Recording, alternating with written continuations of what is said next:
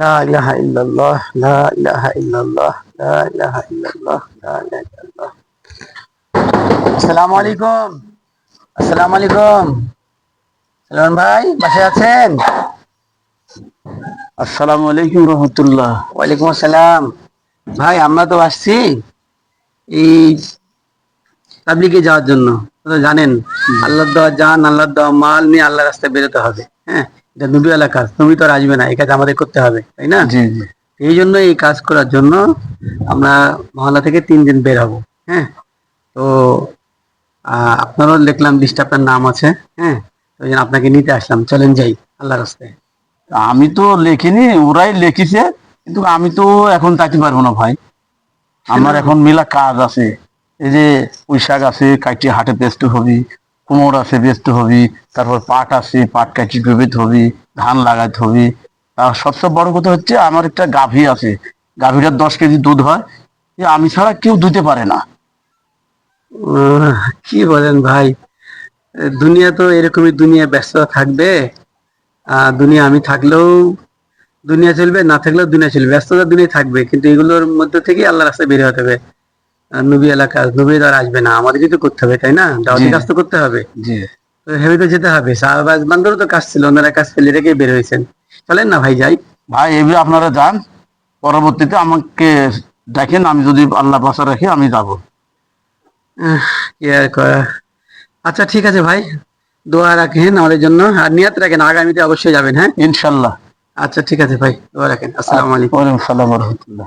চলো, ওটা হলো না, আরেকসাথে বাড়ি যাই। আল্লাহ সুবহানাল্লাহ। আসসালামু আলাইকুম। ওয়ালাইকুম সালাম। কি 3 দিন কেমন কাটলো? জি আলহামদুলিল্লাহ। আল্লাহর রাস্তায় আসলেই ভালো লাগে, তাই না? হ্যাঁ, ওই যে আমরা যে ভাইকে দাওয়াত দিতে গেছিলাম না। কোন ভাই কথা বলছো? সালমান ভাই হ্যাঁ কথা হ্যাঁ বলছো? হ্যাঁ, ওই ভাই, আমি এসে শুনলাম ওই ভাইয়ের খুব বড় অসুস্থ। ও তাই নাকি? হ্যাঁ, আল্লাহ, উনি তো 3 দিনে যেতে পারলেন না। আচ্ছা চলো তো দেখি, খোঁজ খবর নিই চলেন কি দেখে অবস্থা। আসি। চলো।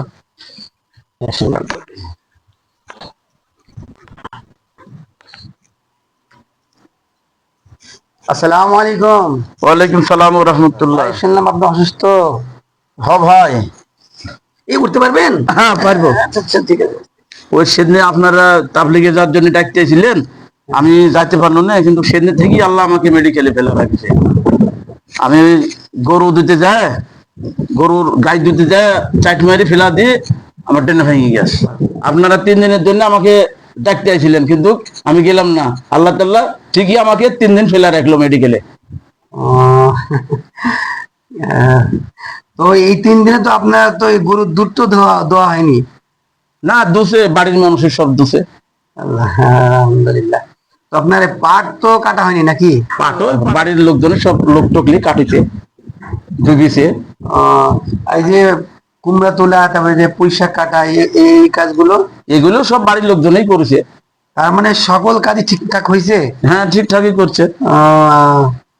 তাহলে দেখেন ভাই, আপনি যেই 3 দিন কাজের জন্য আল্লাহর কাছে যেতে চাইলেন না, আল্লাহ তাআলা সেই 3 দিন আপনাকে মেডিকেলে ফেলে রাখলো। জি। কিন্তু আপনার কাজ কিন্তু বন্ধ হয়েছিল না, কাজ কিন্তু কি বন্ধ নেই।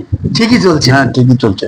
দুনিয়া এরকমই, আপনি থাকলেও দুনিয়া চলবে, না থাকলেও দুনিয়া দুনিয়া চলবে। চলবে। দুনিয়া একটা ধোঁকা, বুঝছেন? এই দুনিয়া কেউ করে না ভাই, এই জন্য দুনিয়াতে থাকতে আখিরাত বোঝাতে হবে। আল্লাহ তাআলা আপনাকে একটা শিক্ষা দিল।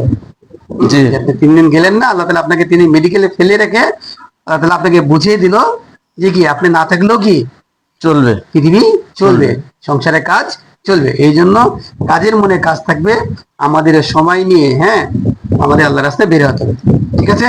জি। তো দোয়া করে সুস্থ হয়ে নেন, এরপরে যখন আবার সময় আসবে আমাদের সঙ্গে যাবেন ইনশাল্লাহ। ইনশাল্লাহ। আচ্ছা ভাই, দোয়া এখানে আর নড়াচড়া করেন না।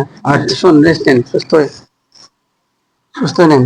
তো ঠিক আছে ভাই, ভালো থাকেন। হ্যাঁ, আচ্ছা। আসসালামু আলাইকুম রহমতুল্লাহ। ওয়ালাইকুম আসসালাম।